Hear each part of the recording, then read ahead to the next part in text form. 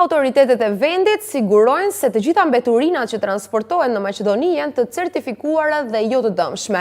Por aktivistët e lëvizjes për ajër të pastër nuk i besojnë plotësisht institucioneve dhe dyshojnë se për shkak të lëshimeve doganore bashkë me ato të kontrolluarat, digjen edhe mbeturinat e pa kontrolluara dhe të dëmshme të sjellura në vend me arsye përfitimesh. Prandaj kërkojnë ndalesë të rrept për import të mbeturinave nga jashtë dhe për punim të atyre vendase.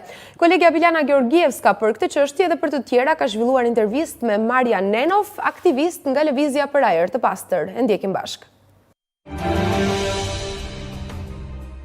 Секој чекор ќе помогне во таа насока. Меѓутоа ние сметаме дека прво треба да се изградат капацитети за преработка на тој отпад, сортирање на тој отпад, па потоа да се носат и некои законски решенија во таа насока. Македонија за жал нема такви капацитети. Можеме да се огледаме во Словенија или во некои други земји кои што во најголем процент го преработуваат ѓубре, дури добиваат и енергија и секогаш што станува чисти. Каде е застојот? Кај нас неколку пати се спомнува дека според во одредени региони, во 6 региони, ако не се лажам, се планирани современи депонии каде што и ќе се преработува отпадот, меѓутоа ништо од тоа. Каде? Па кај институциите е застојот. Ние немаме депонија, ние имаме ѓубришта. Јас не знам дека имаме депонија некоја. Ако е такво нешто, еве нека ме информира слободно преку јавните гласила. Вие реагиравте, вашето движење реагираше против депонијата Дрисла како загадувач, па дури поднесовте и пријава до јавното обвинителство. Добивте одговор неодамна дека не гледаат проблем. Како ќе постапите понатаму? Ние пред 10 дена јавното обвинителство се изјасни дека нема проблем во работењето на Дрисла. Ние секако дека се сомневаме како екоактивисти. Ние проблемот секој ден да го гледаме и го дишеме, така да знаеме дека има проблем. Може би треба да се испита и работата на јавното обвинителство. Секако дека треба да се испита и работата на царина. Сметаме дека царина е многу пропусна во поглед на ѓубривото и дека не е опремена и не е доволно обучена. Тука треба да се стави акцентот. Дали сте реагирале досега зошто воопшто во Македонија треба да се увезува отпад кога веќе земјата не може сама да се справи ниту со сопствениот? Па овие огромни количини на отпад, дека сме увозници на такав отпад, дознавме неодамна. Значи, секако дека ќе реагираме, еве ние најавуваме некои едни активности како движење за чист воздух и ќе бидат видливи тие активности наскоро. Дали знаевте дека се увезува, можеби не сте знаеле како што велите за количините, меѓутоа знаевте ли дека се увезуваат големи количини и досега сте поставиле ли прашање во институциите зошто? Во нашите средби во Министерството, да, тоа секако дека го поставувавме тоа прашање, меѓутоа секогаш наидувавме на одговори дека се е по закон и дека се е во дозволените количини. И во тоа се сомневам, искрено. Се добива впечаток според бројките на загаденост на воздухот на повеќе места на Балканот, дека сега Балканот, не Африка, туку Балканот, е една голема депонија за развиените земји од Европа. Зошто? Како се случи? Па ќе кажам, далеку сме ние од депонија, ние сме едно големо ѓубриште.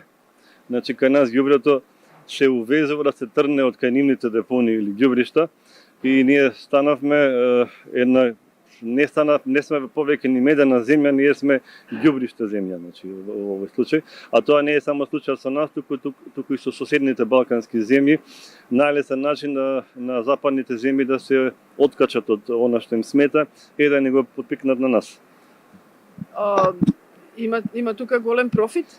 Секако дека има, особено видите цените на ѓубриштето и видите во која земја е најевтино тоа ѓубриште и ќе почнете да се сомневате дека нешто не е во ред со тоа ѓубриште, дека можеби е токсично, можеби е радиоактивно. Имате ли сознание дека постојат и радиоактивни увезени материјали кои се согорувале овде, иако институциите тврдат дека не е така? Ние не можеме да тврдиме дека тука постојат, ние може само да се сомневаме, инаку може да видите во разни медиуми дека тоа се случувало и дека некои мафиите во некои земји се ослободувале од тој радиоактивен отпад, токму на начин што го распрскувале низ тие ѓубришта, па сега ние еве дојдовме до ситуација да увезуваме такво ѓубре во државата. Зошто во некои капацитети овде треба да увезуваат отпад за да го користат како гориво? Многу им е поевтино или што? Ради цената. Ради цената, ради профитот нивни и тоа сето се одразува на нашето здравје. Немаат филтри, до сега никако не можевме да знаеме што емитуваат после тоа согорување? Може би имаат филтри, но може би не ги одржуваат доволно. Може би количината која што ја горат е далеку поголема од дозволената, така да ние сме сведоци постојано дека воздухот е загаден и највеќе не боли што одредени лица од јавниот сектор граѓаните не убедуваат дека ние сме криви со ќумбињата, уствари тоа било цело време индустријата. Кој ќе биде вашиот следен чекор? Наскоро ќе објавиме, ние ќе регрупираме и најверојатно ќе следат неколку блокади на големите загадувачи. Дали ова клопче што се отплеткува во Бугарија, мислите дека ќе има некакви реперкусии и овде? Ќе видиме. Тамо почнаа веќе да се отплеткуваат работите. Знаеме дека е уапсен дури и министерот за животна средина во Бугарија. Се вршат истраги. Се надеваме дека и бугарското јавно обвинителство и нивните судови ќе бидат на ниво и ќе ги решат овие проблеми на граѓаните таму. Имате ли сознание дека поради подигнатата свест на населението, барем кај населението овде, и вршењето притисок врз институциите, ситуацијата е малку подобра во споредба со лани, преклани и години претходно?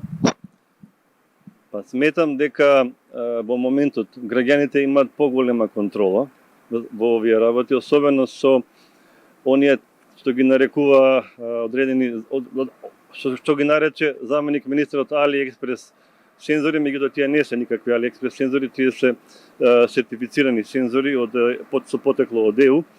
И со помош на такви сензори ние наблюдуваме загаденоста и еве и денеска можеме да видиме дека имаме одредено ниво на загадување и кога не работат мерните станици и тоа на таков начин може да кажеме дека влијаеме за намалувањето на загадувањето, бидејќи тие се јавно достапни до секој граѓанин. Дали непостоењето на тие мерачи пред 10 години било причина што тогаш се молчеше за увозот, кој еве сега дознаваме дека тогаш бил 10 пати поголем од колку што земјава сама произведува во 2014-та, ако не се лажам. Па за се треба период за осознавање, за подигање на свест, така да еве дојде и тој период и кај нас. Сметаме дека од сега натаму ќе бидеме поефикасни да го спречиме ова и да повеќе не се прават вакви увози на ваков тип на горива, кои што несоодветно се спалува или се остава негде да гние и со тоа се загрозува животната средина. Која друга тема од еколошките проблеми во земјава ќе ви биде меѓу приоритетните точки за работа, што еве малце ќе помине сезоната на загаден воздух?